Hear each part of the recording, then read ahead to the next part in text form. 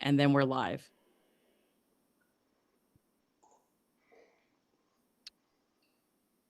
Good evening, everyone, and welcome to Special Education Legal Fund's webinar on bullying, special education, and the law. My name is Christine Lai, and I'm the Executive Director and Co-Founder of Special Education Legal Fund, and I'm so pleased that everyone's joined us this evening to talk about this really, really important topic.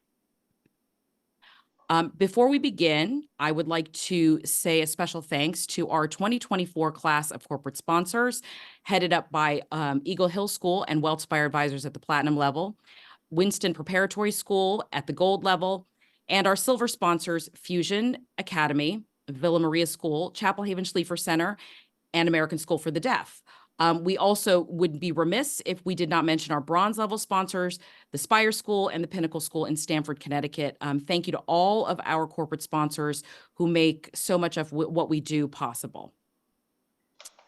For those of you who aren't familiar with Special Education Legal Fund, I'm just going to take a couple minutes to talk about what we do.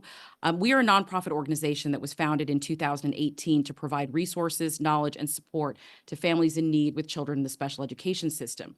We do this predominantly through two grants programs, the Legal Assistance Program, which is an attorney grant program, and the Advocacy Support Program, which is an advocacy program. Both of these programs have monthly review process, and we are currently in June, our June grant cycle, which is the last grant cycle of the academic year.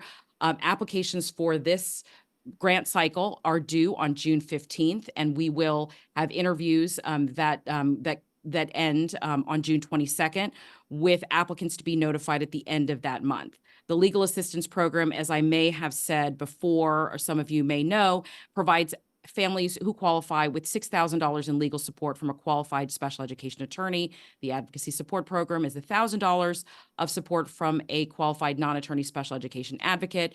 And you can start the process by find an application by visiting our website at www.spedlegalfund.org. I will put that in the chat later on. I already went through this, but to apply for a grant from our programs, you would have to go to our website, complete a pre-screen, you receive the application in an email, conduct the interview, as I mentioned, and then be notified by the end of the month. You can also scan this QR code if you want to go directly to our website. Tomorrow, we're really, really pleased to welcome Chapel Haven Schliefer Center for our latest community showcase of the year. I'm really excited about this community showcase because we're going to talk about what makes a community, what makes Chapel Haven Schliefer Center in New Haven a tremendous community for its adults with autism, Asperger's syndrome, and other developmental disabilities. This showcase will feature Mike Stortz, president of Chapel Haven, as well as Chris Dietrich, who was intimately involved from C.E. Floyd, who was intimately involved in the construction, development, and design of the campus at Chapel Haven. We're also really pleased to welcome two community members from Chapel Haven, who's really, they're the people that everybody really wants to hear from. Dason and Kimber will be joining us to talk about how much they love Chapel Haven and what it's meant for them and their lives. So everyone join us tomorrow. You can register for this the same way that you signed up for the webinar this evening, tomorrow at 12 noon. Andy, where do I begin with Andy? This is Andy's 50th webinar with us. He is the first person that I went to when this idea came into my head about S.E.L.F. I knew that I couldn't really do it without his blessing. And, 6 years later, here we are, happy to call him a friend, and so glad that he can be here for his 6th, 7th, 8th, whatever it is, webinar. He is really a titan in, in our Connecticut special education community. He is a tireless advocate on behalf of parents, and we're really excited to have him. So welcome, Andy. Jeff. Jeff has been a tremendous supporter of Special Education Legal Fund since our founding, and he is a tremendous advocate for families and children, particularly given his background he has an incredible legal background that has very wide depth and breadth, and that enables him to support families in, in all capacities, in the special education process and beyond. And I just learned actually before we started, when we were talking before the webinar began, that that Jeff and our third panelist actually went to law school together. So we've got a mini American University Law School reunion, which I wasn't aware of tonight. So that's really, really thrilling. Jeff is also a webinar participant, working on your 5th or 6th webinar for us. And we're thrilled to have him join us this evening. So thank you, Jeff.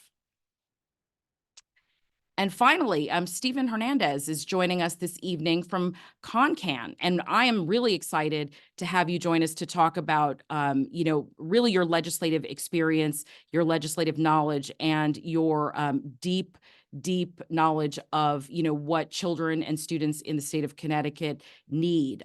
So we're really excited to have him join us to talk about, the state of the law and how the law protects students and families that have, an issue with bullying in their school environment. Because this wouldn't be a webinar without a disclaimer, this webinar panel is presented for informational purposes only. This webinar is intended as a resource for families who are navigating the special education system in Connecticut or New York, and is not intended to provide legal support, advice, or assistance to any particular individual, nor is it intended to replace the advice and counsel of a qualified special education attorney. This webinar should not be construed as an endorsement by Special Education Legal Fund of any of its representatives of any of the participating attorneys in the panel. For webinar participants, this panel should be viewed as a public forum. Please do not ask questions in the Zoom platform, either in the Q&A or the chat, about your child or your child's specific legal or educational situation. Please refrain from any comments that include identifiable information about your child, including name, grade, school, or school district. Please remember that your screen name is visible to the participants in this panel, as well as the panelists and Special Education Legal Fund. This webinar is being recorded and may be distributed and shown at a later date at the discretion of Special Education Legal Fund. So, when my son was in, I'm going to start with a little bit of an anecdote. So when my son was in 1st grade, there was a student in his classroom that who was engaging in behaviors that I kind of found problematic as a parent. He was a button pusher, and he really felt like if he needled my son with autism periodically over the course of the day, he could get my son to react at a certain point after he had been, needling him or pulling his hair or doing whatever. And generally, my son would react, after he reached his limit, after his glass was full. And this child was nowhere nearby, and nobody had known that, this behavior was being engaged in. And this went on for a while. The school's somewhat tepid response to all of this, and this was before S.E.L.F. and before all of this, was that the behavior that we were talking about couldn't be called bullying because of the age of the child, and it should be called instead bully-like behavior. So that kind of parsing of words has really stuck with me over the last few years. And, it's been, a decade or so since that happened. But I want to start out this webinar, by exploring the idea of what bullying is exactly. Andy isn't going to enjoy that I'm starting out with this, but the Anti-Bullying Alliance's definition of bullying is the repetitive, intentional hurting of one person or group by another person or group where the relationship involves an imbalance of power. Bullying can be physical, verbal, or psychological, and it can happen face-to-face or online. So can each one of you start the conversation tonight by reflecting on that and sharing what bullying means to you? I'm going to go. Andy, you want to go first? Well, let me just talk to you about my objections to the definition of bullying, which is our previous statute was based on a quasi-criminal nature, that we defined precisely what the conduct was. If you met the conduct, then the idea was to punish the person guilty of that conduct. That model is just plain wrong for kids. Both the bully and the bullied are students in need of services. Moreover, the use of that precise definition meant that a lot of conduct, which was highly offensive to parents, such as what you just mentioned, was not characterized as bullying, and when the parents went to the school district, their complaints were ignored, and that led to a lot of frustration and dissatisfaction. Um, so my thought is, instead of focusing on a definition of bullying, um, and I'll let Steve talk about the old law and the new law on that. But instead of focusing on the definition of bullying, any conduct which causes pain and suffering to one student ought to be a subject of investigation. It ought to be a system where you tell the school administrators they have an obligation to investigate, they have an obligation to report on their findings, and whether it's bullying or a Title IX violation or sex discrimination or racial discrimination or whatever it is, the label is perhaps attached after a finding that something happened there. But the parent doesn't care whether it's called bullying or not. They care that their child is educated in a safe environment. Mhm. Perfect. Jeff, would you like to go next? Sure. Thank you. And thank you for having us, Christine. You always do wonderful presentations for S.E.L.F. and for the This was audience. your idea. I just stole it from you. Well, I mean, so, you're asking a lawyer what the definition of bullying is. I mean, the new law, the new definition of bullying is unwanted and aggressive behavior among children in grades kindergarten to 12 that involves real or perceived balances in power.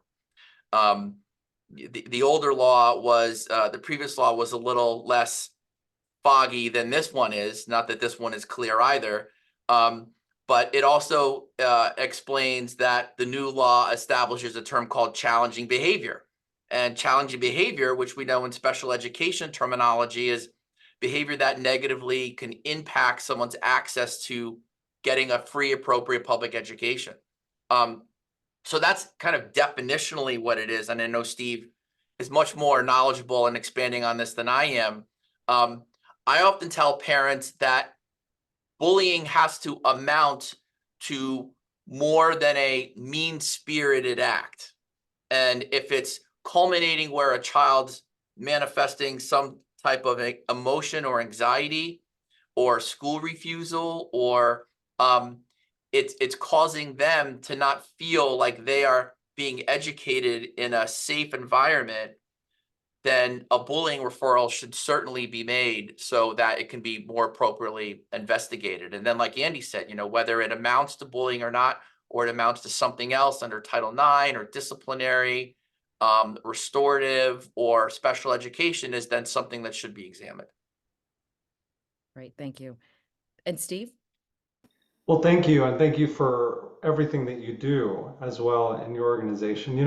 Whenever I think about all of the ways in which we have tried to evolve the definition of bullying in the state of Connecticut and elsewhere, I have to think about the origins of the original law in the state of Connecticut. The origin is one of a response to pain. It was a response, in some ways, the earliest of laws was a response to self-harm that a child had that had occasioned upon themselves because of just very, very difficult treatment that they had received from other children, and a lack of response by the system that was there to protect them. And that law was, as Andy intimated, was a result of what was coming out of Europe at the time, which was a thought that in order to address bullying, you really had to come down hard on the bully, quote unquote. You had to treat the behavior as a behavior that was akin to or comparable to a crime, and then address it through a due process. Now, what that did is that it effectively created some of the dynamics that Andy and Jeff described, which is parsing out elements of the behavior, determining whether or not the situation met those elements, and it caused more confusion than help. And part of the reason that we have been so diligently working on this law over the years is that it does not match what bullying actually is. Bullying is not a beginning of a conversation about how to remediate a harm. Bullying is an outcome of a broken system. It's what happens when children who are children, as we find them, are left to their own devices.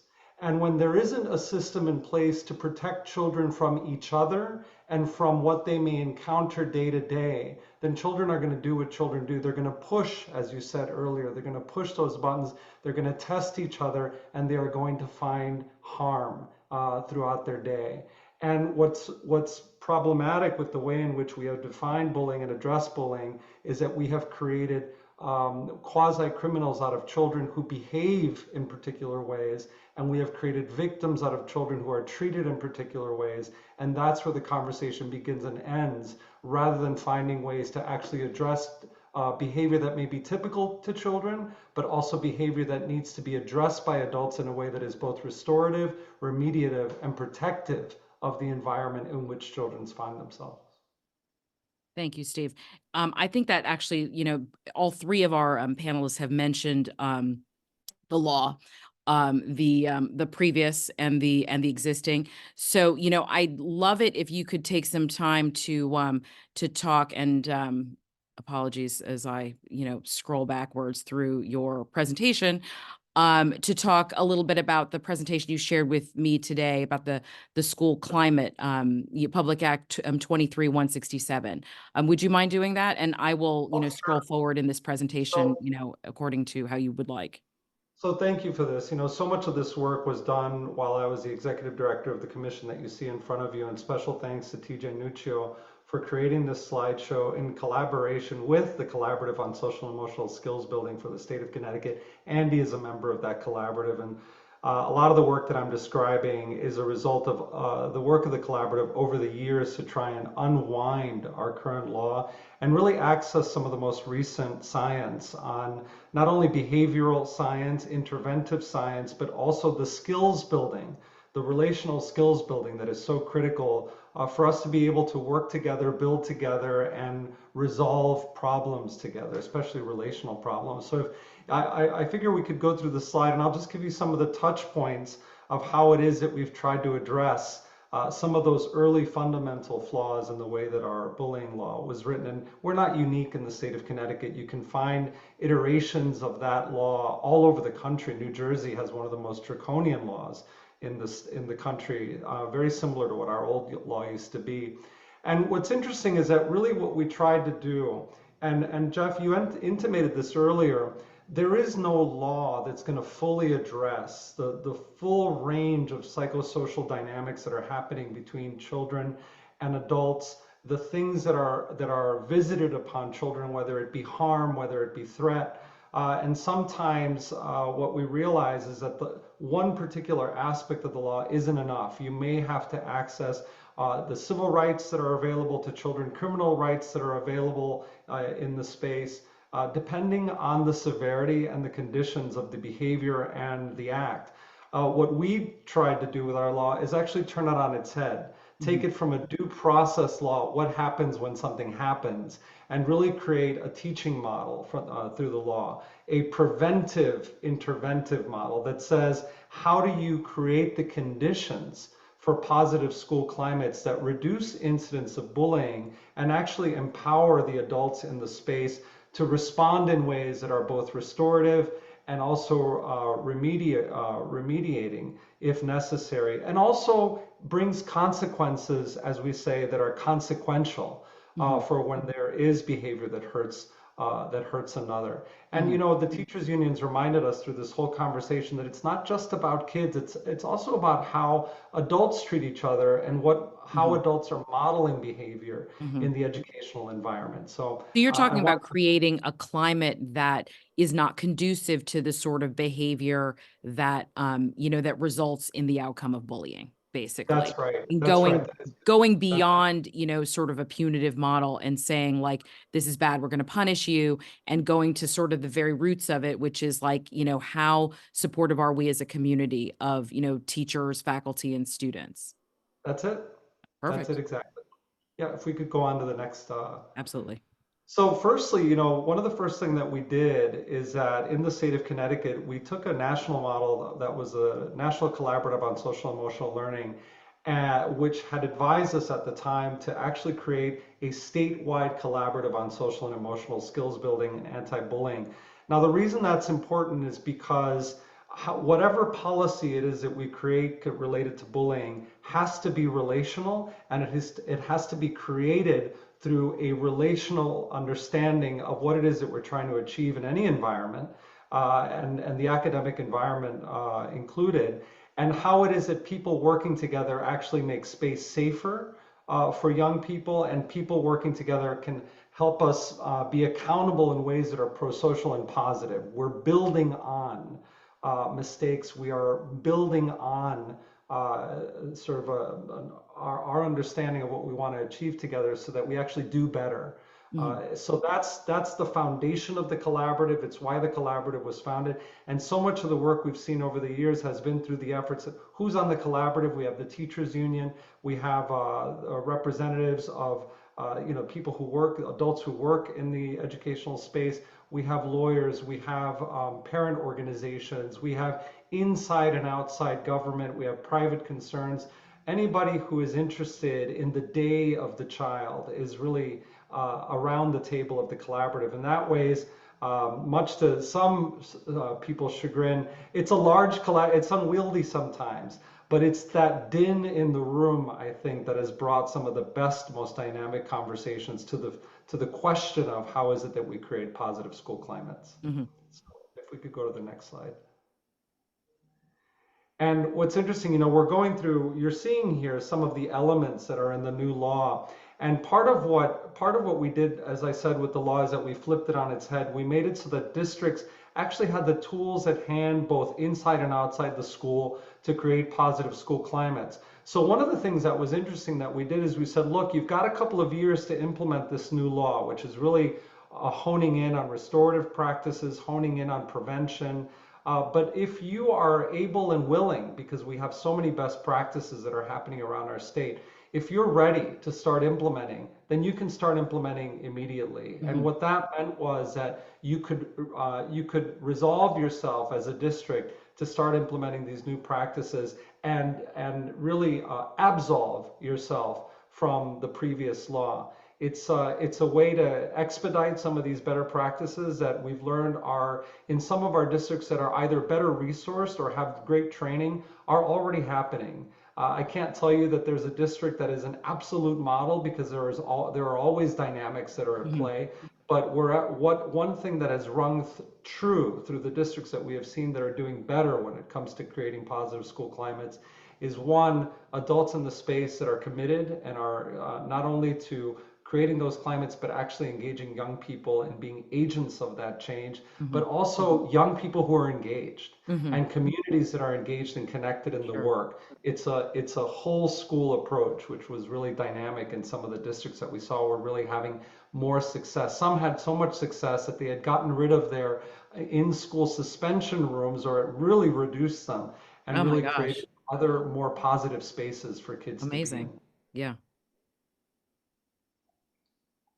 What's really important with the notion of having responsible adults at every level in a school is that leadership really, really matters. And what we did is that we took the notion in our old law of having someone who was accountable at the head of the district, turning it to have it someone who led in the district in resourcing training, resourcing other adults, being the person who ultimately is leading the charge in creating positive school climate, because this isn't just a kid issue, it's a personnel issue. It's how it is that we treat, as we say in the field, every face in the school system, because every face has a stake in the outcome of the day.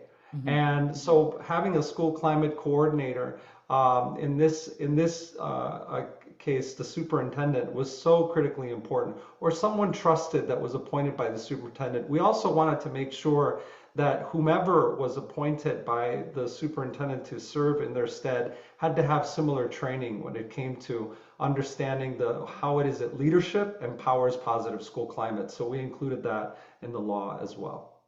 Next slide. The specialist, we knew as well that it's not just top down. leadership happens at every moment. I talked about kid agency, children having agency in their day-to-day. You know, I mentioned the principal here as the principal person in a particular school who leads the environment. But I can't tell you how many times we found that at every school where we were having real success with building positive school climates, let's say a high school, the first thing that those kids did when they learned that they could be leaders in their own space and when they learned about positive school climates is that they wanted to do peer-to-peer mentoring with middle schoolers. It tells you something about what happens with the, you know, those who are closest to the problem are closest to the solution. And young people knew, goodness, if I had this type of mentorship when I was in middle school, all of those psychosocial dynamics that are happening with the middle school child, the evolution of not only their bodies but of their minds, that make it so difficult and treacherous to begin with to be in middle school, It's you a know, might have horrible been time. a little easier. Sorry. It's a horrible time. It is, you know, and I have to give special note to children who are different or who are seen as different, perceived as different. Children are masterful at identifying difference, and they're masterful at It is so really true. Yeah. just exploiting difference in Yeah. ways that are important to their own development, but can also be very perilous for children if left again to their own devices. So Yeah. the notion of difference is something that really begins to evolve forcefully in middle school, and that is a particular time when we have to be especially attentive to the needs of children, and adults have to be in those spaces because otherwise what happens is that we see a lot of the stories that you see of children beginning as early as the age of 10 to start thinking about some of the outcomes of despair, harm of self, harm of others, or risky behavior. And it's important that we take stock of that before something tragic happens in a school environment or to a child. And we're going to talk about that, you know, after, you know, we conclude with your presentation, you know, and I know that Andy and Jeff have thoughts about, you know, the idea of difference in the, you know, in this equation. So I'm glad that you brought that up. Now, the school climate committee was interesting, an interesting evolution in the new law, because in the old law, it was written very peculiarly. The committee was, first of all, populated by people from community, including parents, but then it was given a charge that was confusing to administrators, confusing and contrary to federal and local laws regarding or related to privacy. So it never really worked. What we did now is that we took the climate committee and made it a committee that actually led in creating the climate surveys, in really bringing people together both inside and outside the school, being a resource to the school as well, to figure out what are we doing right and what could we do better. The school climate survey can be a very exposing document for a school, and for so many years what you've seen is schools didn't often want to share what they were finding in their surveys because, you know, they can tell a real story if done right, can tell a real story about what's needed in a school. Now, if you have a leader that is really committed to using the data in the survey to actually address what young people, what adults are experiencing in the day-to-day to make it better for them, then the survey can be a powerful tool for schools. And that's why what we did is we empower the committees to be really at the head of this and to also be at the head of notice, giving information to families, to community, so that they understood what their rights, what their access points, and what resources were available to them if their children was exhibiting some of those behaviors that were indicative of either despair or indicative of some sort of problem that they might be facing in the day-to-day, however severe or distressing that problem may be for them. Again, briefly on the survey, it was so important that we survey as many faces as possible that are impacted in the day-to-day in the school. It's not enough to know how the kids are doing, because the kids are often reflecting so much of what's happening inside and outside of their schools.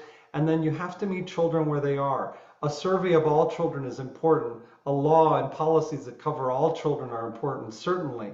But then you have to understand that individual children need to be met where they are as well. It's that balance that's going to ensure that kids who have tier 2 and tier 3 needs have those needs met, so that they are actually enjoying the full benefit of their educational opportunity. The survey, in conjunction with good practice when it comes to meeting individual children where they are, was really that attempt at creating a positive school climate for every child. And how is the survey being administered? You know, in this most recent legislative season, what the legislature did is it empowered the collaborative that I mentioned before, the School Climate Collaborative, to actually come up with a model survey. And I know Andy's going to be doing part of that work and others. And the model survey is really going to help guide districts on what questions should we be asking? What do we want to know about the day-to-day of the faces that are in the school? And in fact, what do we do about it when we learn that, for instance, certain categories of children don't feel safe, certain categories of children don't feel supported, whatever the category may be, whether it's a protected class or not? It's important that you get a temperature, and that advice will be coming out soon before this new law goes into effect. That's that's what's anticipated. Great. Again, the improvement plan, it's not enough to know what's happening. It's not enough to know what every face feels and thinks, but it's important that schools have plans in place for continuous improvement. Like every relationship, and again, this is relational work, every relationship deserves continuous improvement. And of course, every year brings in a new generation of faces to the district and faces to the school environment. And every new generation of children deserves that continuous improvement. The beauty of this work is that, like learning to read by third grade, every generation of children is going to come with that aspiration, with that desire, and with that right. And that right to live and operate and work and learn in a positive pro-social environment that school can be is one that is really important and one that should be protected by law. And you're going to hear other ways in which that can be protected, but here fundamentally what the law meant to create was a baseline, a minimum that children should find wherever they turn.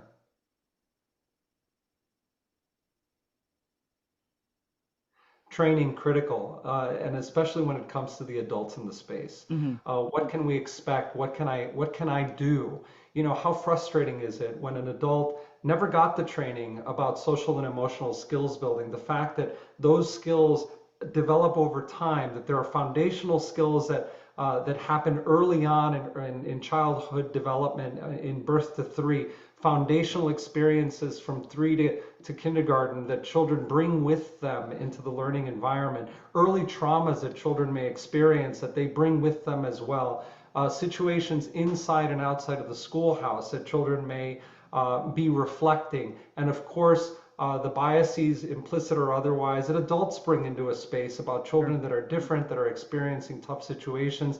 How is it that training can actually help inform how we manage and work through some of those difficult conversations, situations, is really critical. And there is training available. That is the great thing about it. Whether you're talking about the foundational skills of social and emotional learning, the restorative practices that we'll be talking more about, and in some ways, those things that restorative and basic skills can't address, like severe harm or severe danger, a space in which a child is not protected by the system, or the system is failing that child and the children around that child. What are some of those other recourses? Training is important for that. And then we go through this, and my colleague was very studious in the way in which he outlined the changes in the law, so we could move through that.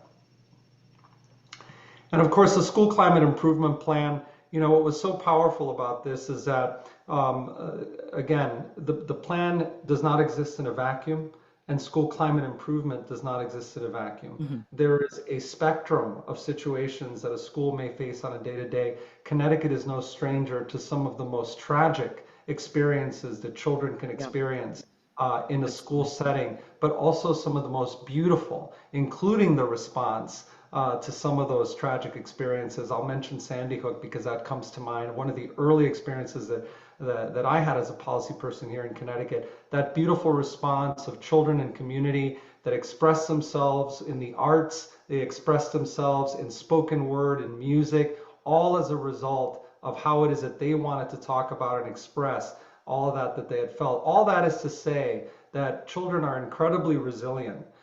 They are powerful in how it is they express themselves in order to rebuild relationships, to heal.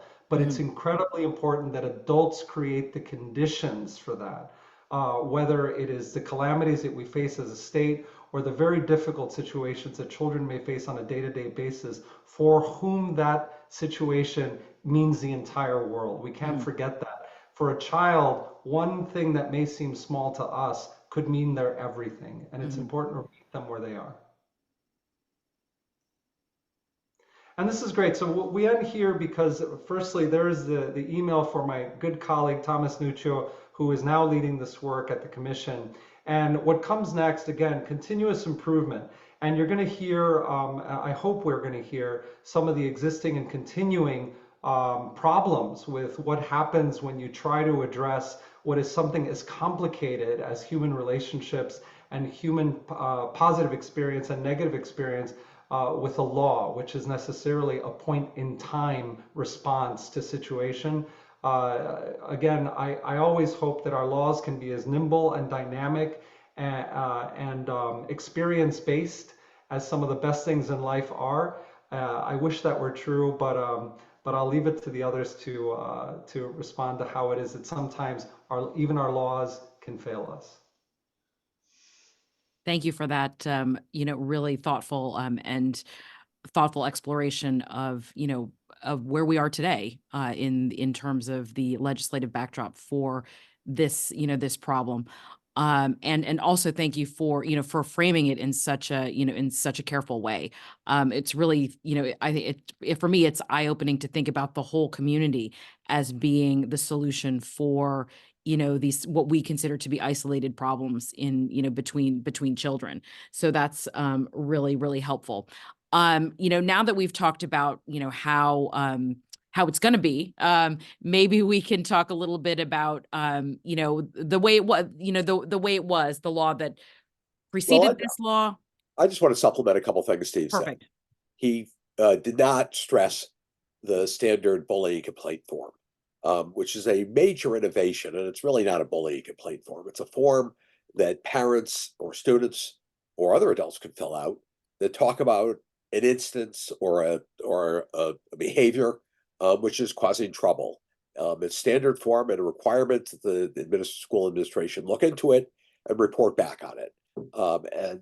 It simplifies it. It does not create. It eliminates the current situation where parents make complaints which are often dismissed because they don't fall within the definition of bullying.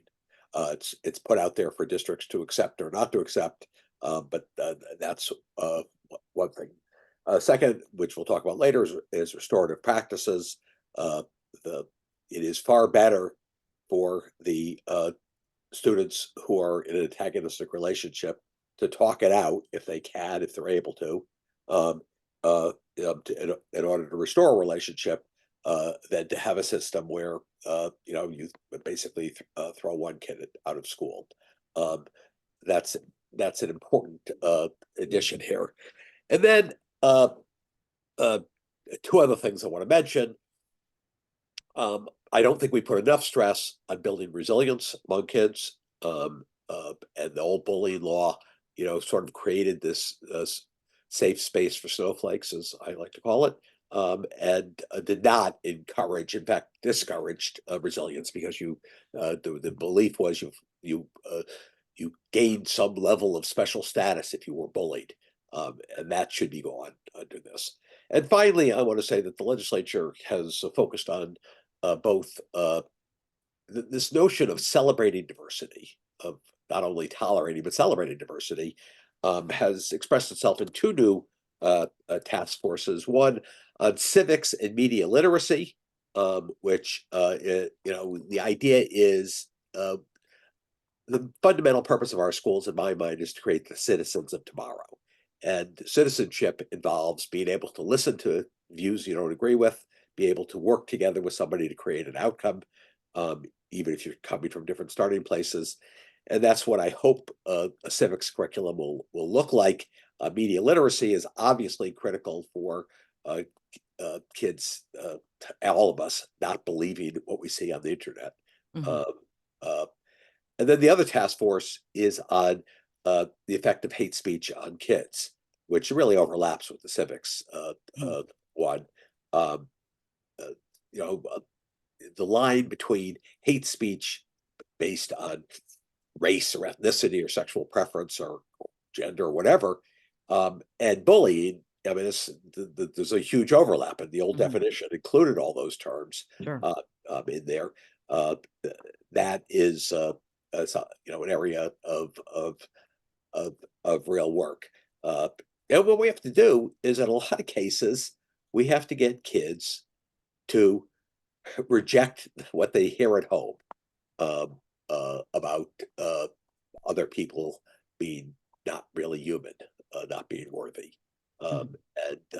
and, because that's not, if we continue those prejudices and, and bigotries and Islamophobia and anti Semitism and all that, our society is going to come apart.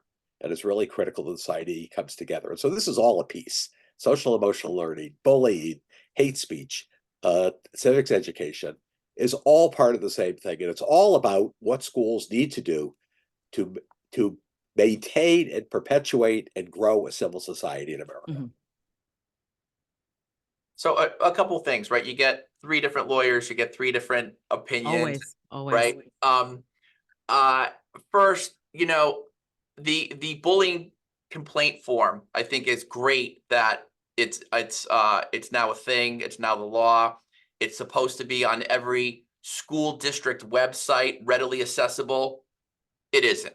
You Mhm. have to really dig to find it.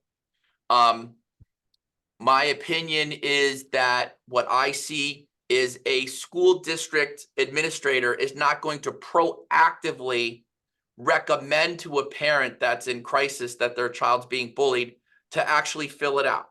A parent has to find it and fill it out. Kind of like how school districts are self-mandated reporters and they must refer to DCF if there's an educational neglect issue. I would go as far as to say if they find an act of bullying, they should be self-mandated and self-fill out the bullying complaint themselves to trigger the Without putting the investigation. once on the parent to Right. So the onus is all on the parent. Well, we know And this. I mean, this is the right. this is And parents aren't necessarily aware right. of the protocol Right. on how to fill that out. And this goes to the heart of special education, just in Goes to general. the heart. You And know, I am very for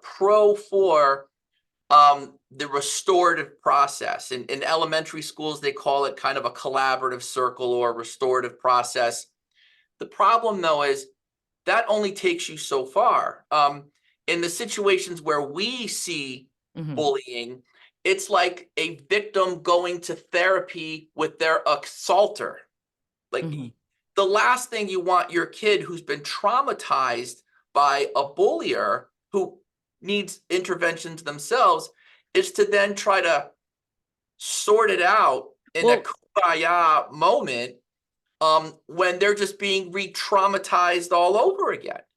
Well, So let's not to interrupt you, Jeff. I'm sorry, but we were going to do restorative justice and later in the call, yeah, so I'm gonna pull us back a little bit because sure. I think both of you are talking about a little bit about the same thing, which is the idea of difference and and how that plays into both the creation of a school climate that's supportive, but also into this idea of bullying, protected groups, and then, obviously we have special education because this is Special Education Legal Fund, and that's what we are here to talk about. So, I would love it if the three of you could talk about the intersection of, of bullying and special education and how you see that. And Steven, you haven't spoken in a little bit.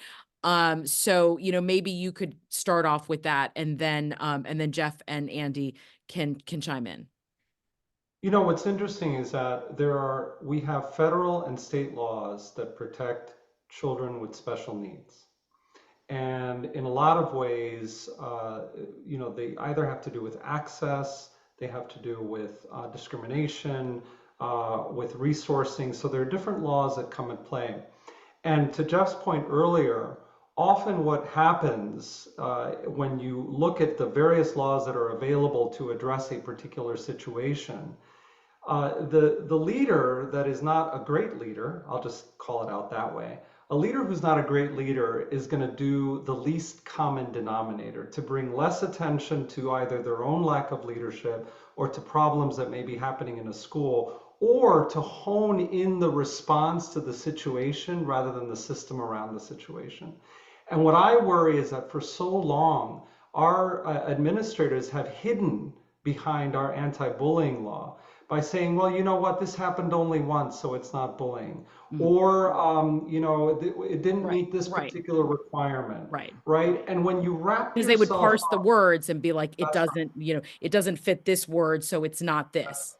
when you wrap yourself up in a process that allows you to absolve yourself from the situation, you never get into the more interesting questions about whether or not there was discrimination, whether or not this is actionable under state or federal law, whether or not a particular child, because of a disability or because of special needs, is actually receiving the care, attention, and education that they deserve. But we never get to those questions. So that's my concern in the intersection of laws, is that we pick the law that best suits the protective adult in the space, protecting the space and not the child. That's helpful. Who wants to join in? I'm glad to go if you don't want to go, Jeff, but Sure, you go first, Danny. Go ahead. the special ed law, which has been a great success in many ways, has its own issues.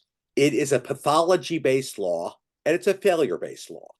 It's a pathology-based law in that you have to have one of 13 specified disabilities, and it's failure-based that you have to be suffering in the academic curriculum in order to qualify. Now, look, let's take the example of the trans youth. Being a trans youth is not a recognized disability, but being a trans youth produces often tremendous anxiety and depression and suicidality, which could fall under the auspices of the law that we're talking about. Which could meet the definition. You know, the fundamental problem is that we should be providing services to students in need without regard to whether they have one of the disabilities. And also without regard to whether they're failing academically. I mean, if they're failing socially, that is as much a need. And so, you know, special education can be one can get the status and get the rights of being a special ed student if you're in one of these protected classes, but that's not what it's designed for. And that's what Steven's talking about the imperfection of the intersectionality of these laws. And so, look, you know, if you're designated as special ed, you have a whole panoply of rights that a non-special ed student does not have. And so for us, for Jeff and I, who practice in this area, a case comes in like this, and we're going to try to fit, you know, the student into a special ed box. Often it's, you know, a round peg in a square hole. But if we get them in that box, we get extra protections. So it's an imperfect fit. That's all I'm saying. Yeah, I was just going to add, you know, from the special education component, you can have goals and objectives relating to reducing and eliminating bullying. I mean, a lot of children that are the bullier or are the bullyee will often have a special education referral component. As hard it is to say, there often is an overlap.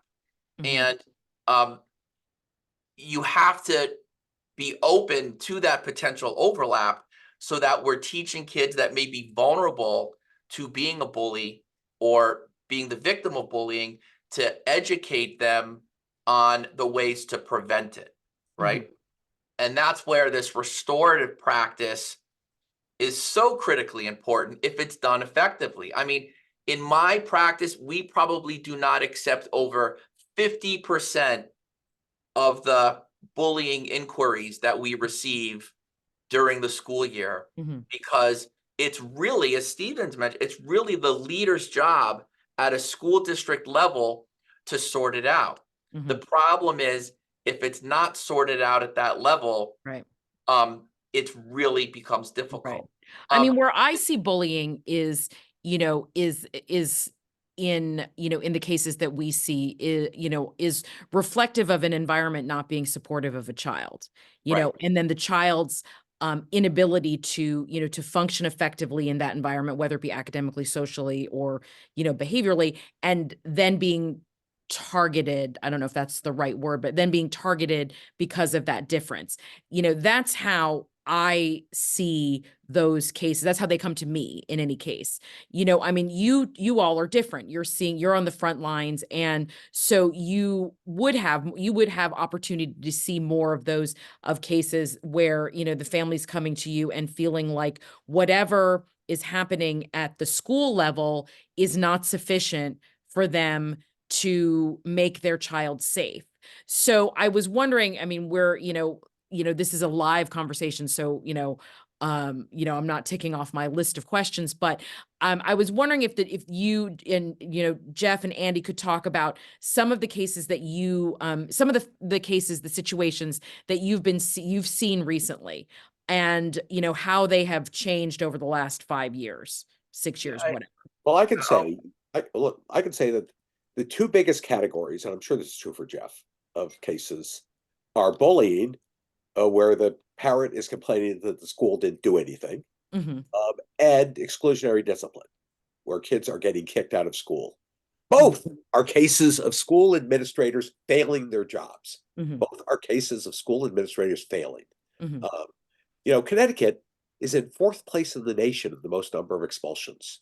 Can you imagine that? We beat Texas. We beat Florida in expulsions. We're right up there with West Virginia. Is that on an absolute basis or a per capita basis? Per capita. That's horrendous. Sorry. Anyway. And, those kids are in need of services. Yeah. If somebody engages in really disruptive or dangerous behavior, what an opportunity for us to deal with them now, rather than dealing with them in the adult welfare and in the penal system for the rest of their lives. Right. But instead, school administrators, and this is concentrated in certain districts, just love to kick them out. Operate under the deluded notion that education is a privilege, and if you act up, you lose your privilege. How wrong that is if we're trying to create a society for the future. And so I think this is all part of the same issue of really changing a mindset. And that's why I wanted to do this session tonight, particularly with Steven, because we did something. And Steven did enormous work in convincing legislators that we have to make a fundamental change in how we approach this issue. And now, as Jeff says, it's not getting down to school districts. They're acting like nothing has changed. Bureaucrats being bureaucrats, and we've got to hammer them over the head and say it's a new age. Things are happening in a different way, and what you're doing is not productive for kids now, and it's not productive for society in the future. Yeah, I mean, the baseline should be bullying cannot be a rites of passage in our nation's school system. Like that's what the baseline should be. And I think the new legislative policies and the new legislative updates help to meet that agenda. But on the front line, when a family is calling Andy's office or my office and their child's refusing to go to school and they've become suicidal, and were otherwise a common neurotypical student, law-abiding with honor roll in sports, and just shuts down, there are way other extreme measures where you're not even using bullying laws. You're going straight to Superior Court seeking an ex parte civil restraining order on the bullier and preventing either one of those students from seeing each other at all Mhm. in the school and potentially getting one of those children removed from that school so Mhm. that, oh, my light went off, so that the other child that is the victim of bullying is receiving a free bullying free zone to be Mhm. educated. And, you know, there's case law on this. There's ex parte civil protection orders that you can get. You can close the court because of youth records and seal the documents, so it's Mhm. not public. And look, then school districts have to act, and if they can't keep them separate, one of them This has to doesn't go. sound like restorative, though. It's This not it's not restorative. It's restorative. when the restorative Right. process failed, or the bullying is so extreme that Mhm. it involves physical or sexual abuse, stalking, harassment, or threats to their life or their person. Mhm. And, you know, And at those that are the point, instances where you would say, you know, because we've talked about this a little bit offline, you know, it's like, where does the, you know, what does one do when the bullying tips over into, you know, out of the school jurisdiction, let's call it yep, that, and into more, you know, of a criminal justice type of jurisdiction? right. I mean, look at what happened at Jonathan Law in Milford, Connecticut, a couple of years ago with a lovely student, Marin Sanchez, who was murdered in the high school. Her throat was slit by someone that asked her to go to prom and said no. Oh, Jesus. And Yeah. there was bullying Mhm. that was going on because of that, Mhm. right? So there's like now a zero tolerance in some districts where the mere innocent naive threat perceived to another student that is not substantiated will amount to bullying, where in other districts it will Mhm. not. Mhm. And the wide swath between districts and districts really varies. I think Stephen really nailed it when he said it's really based on the leadership and the implementation of these new policies. I definitely agree on that. Let me just say about restorative practices, they only work if both parties really want to do it. And that's not all cases. And Absolutely. so, you know, and I do have a concern that, you know, the bureaucrats running the system will say one size fits all, and I'm going to force every bully to sit down with every victim. And that would be a disaster. It only works if, you know, there's a real desire Mhm. to overcome this. Mhm. Um, That's You right. know, we've, And you know, I'm sorry, go, Stephen, go ahead. when you're talking about a restorative practice, the notion is that you are restoring a relationship that in some ways has been fractured.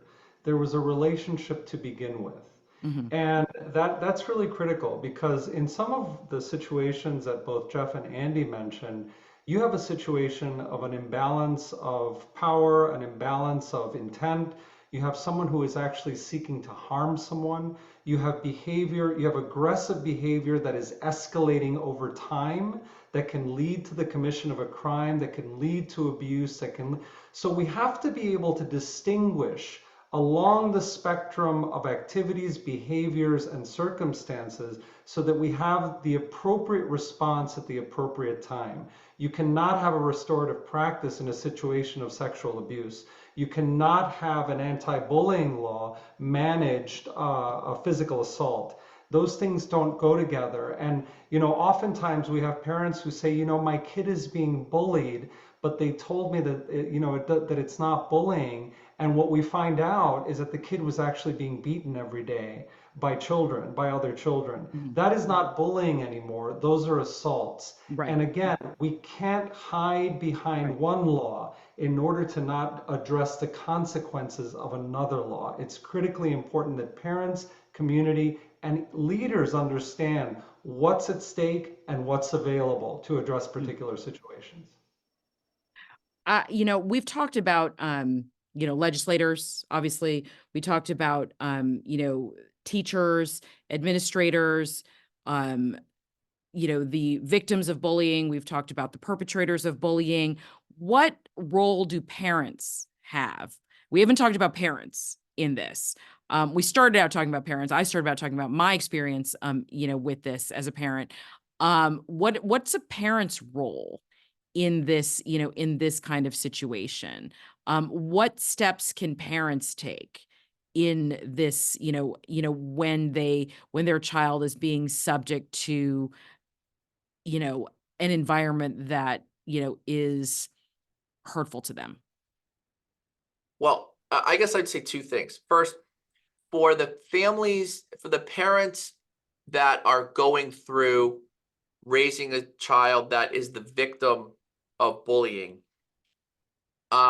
sometimes you won't get the information that you would naturally think that you should receive, which is the name of the verified name of the person that's bullying your child. Mhm. And that is because there's laws that protect privacy rights of our students. So parents are often will feel that they're not getting as much information other than that it was a verified, your son received a verified act of bullying, but you're not going to get more information as to who, when, where, why, right? Or the restorative process potentially. And then on the bullier side, you're going to get the same thing. You're going to get, well, your son or daughter was investigated and Or it's been verified that they bullied someone, but then you're Right. not going to know who they bullied. Mhm. So the laws of privacy regarding students and sometimes barricade the knowledge that the parent can receive. And while we understand that, you get a shorter answer from school districts that way. And then some parents just actually know who it is, and it's all kind of Sure. silly to not name Right. it in a paper when you Right. actually really know in Right. reality who it Right. is.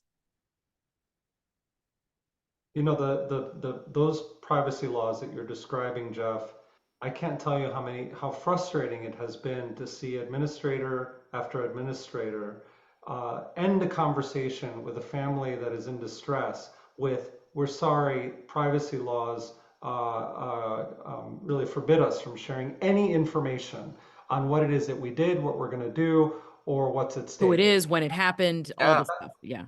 All of it. And this is, I'm the type of lawyer who says, I don't want a lot of litigiousness, but this is when good counsel really matters, because you do have certain rights of being Mhm. able to understand that the school is addressing your child's needs. And Mhm. if you feel that they're not, the moment you are told, everything's fine here, we're Right. done here, the moment you are led the other way without the Right. answers that you Or here's needed, our privacy shield, your instinct is right as a Mhm. parent. And that's what we say to parents, because oftentimes those parents that want to be involved, that want to be engaged, that show up when their kids are experiencing despair, Mhm. if you feel that that either the result is that your child is the problem or your child is the victim, Mhm. and no conversation about how the system is addressing the situation or how the system might need Mhm. improvement, then that's a red flag. Because it very much feels like sometimes the school is hoping it will go away. It's like you keep the two parties separate and enough time passes and it'll just kind of die down. That sort of feels, rather than acknowledging it or addressing it. Well, the Andy? other side of that is that when parents are frustrated in getting information from the school, they go to social media, and there are chats Yeah. in every town, and Never go to the chat group. parents routinely post who the alleged Right. bully was Right. and how he wasn't punished Right. for this. It is an untenable situation in so many regards. And in terms of not getting the information, so much of what we're seeing now is private chat groups. And so many cases involve a private chat group of Right. the popular middle school girls making fun of another girl who's not in the chat group, but who gets a screenshot Mhm. of the page. Um, uh, we talk about cyberbullying as if it's a special category. We have a disease of social media going on. Mhm.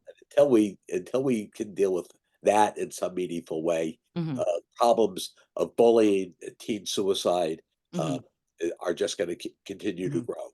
Uh, the governor had initially put out a proposal to ask the Department of Education to issue guidelines for cell phone use in schools this year. Um, uh, I then spoke to the Commissioner of Education and to the Chairman of the Education Committee, who both said, it's too much of a hot button issue. We're not going to touch it. And indeed, nothing happened on it. Right, right. Um, that may be the single greatest issue, and also maybe the single greatest vehicle for bullying that now exists. That's Yeah, I was going to give a takeaway for some parents that are listening and may be, listening to us, and what's like something that you can do tomorrow if your child's being bullied. And one thing that you want to do is you want to always formalize your concern in writing. The more detail that you can put into the bullying complaint form, the better. You know, your child might not want you to do it. So you have to be Yeah. prepared for the that very parental often happens. Yeah. pushback of how escalating emotionally your child's going to be if you actually are saying enough is enough, and then you have another issue on your hand with your child versus the issue that you're dealing with the school district. Yeah. But oftentimes I will advise families to ask for a line of sight support, where you're asking the school district to be within earshot, if you will, of your child during transition periods, during unstructured times, lunch, It's recess, always the unstructured time. right? Yeah. So that there is a witness Yeah. that can follow the leadership and the guidelines that Steven helped to draft Yeah. um, That's very helpful. to substantiate or unsubstantiate your parental concerns with whether your child's being bullied. And that usually will assuage all parties involved because now you have line of sight support. Right. Line of sight support. Stephen, I know that you are and thank you all for joining us this evening. I know you have to leave our fine little family here in a few minutes, but I was wondering if you could talk a little bit about cyberbullying. And we've sort of been talking about that as a as it's a separate thing, but I think that the tenor of the discussion would indicate that it's all part and parcel of the same, particularly in these days. I have to say, I have teenagers, and they actually look back on my childhood in without cell phones with a lot of nostalgia. They're like, "Oh, that's so great that you grew up and you didn't have this," which is sort of an interesting thing to think about. But anyway, if you could, just talk a little bit about what your thoughts are on cyberbullying. Well, thank you so much. In so many ways, technology benefits, augments, builds on the human experience, and even in the negative ways. And so, one myth about cyberbullying is that it's different, but it isn't. It is bullying. However, it is that you define the one, you're going to find the other, right? The difference, however, is in the how of it, and the essence of cyber activity is that often it is in the shadows, as Jeff mentioned. It happens out of the line of sight of family. It happens in a way where oftentimes children are left to communicate with each other in ways that are unmonitored and can be very dangerous for children, and in fact can be attractive to predators. So you have to think about, if you put your child in the middle of a crowded highway and then just left them there, and behind them and in front of them are perils and dangers moving at 100 miles per hour. We call it the superhighway for a reason. If you were to put your child in the Wild West without the benefit of your care and attention, and now they have to fend for themselves, right? And as good or as bad as that might be, that is what cyberbullying means. But it is still bullying. Now, my recommendation, because as you've said, we have opened the Pandora's box of technology, is to populate the spaces that children occupy, whether they be virtual or actual. Be there, monitor. If you're the type of family that wants to withdraw this technology, then God help you, that do Mhm. that. But if Mhm. you understand that this is the future of your child's way of communicating, way of Yeah. learning, then for God's sake, populate those Yeah. spaces so that your children are not left to their own devices. Because what happens is that what this technology has done is augment and to really to Right. broadcast Well, it makes what it can be. easier. It makes it That's right. easier. It's so much easier. And and I will say as a parent, the fact that, you know, we used to be great. We used to have, everything was separate, and like they left him on the, whatever, and they were never in the rooms and nothing ever happened and there was no electronics anywhere. And then COVID happened. And COVID completely obliterated the wall between technology, the room, and everything else. And I really, I obviously it's yet another thing we have to blame COVID on, but it's challenging. It's very hard to keep up with the latest thing and what they're doing, because I consider myself someone who populates all of those spaces, and I have not been able to keep up with that. And I have, and I am on TikTok and I know all about that stuff, but I am not even close to where they are in terms of the levels of communication that that they're able to get in, and the platforms that they can access to do all this stuff. We're going to conclude tonight's discussion with you Yes. doing a TikTok dance. I am not going to do a TikTok dance, but I will save that for the next S.E.L.F. Gala, and everybody can come and see Chris, that. I was just gonna say one quick Yeah. thing, and that is, Andy and Steven both absolutely hit the nail on the head here. We need more resources in our school systems to educate kids on the appropriate use of social media.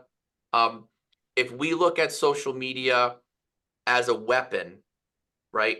And someone's threatening someone with a gun, or with a fist, or with an object, but we instead use it as social media.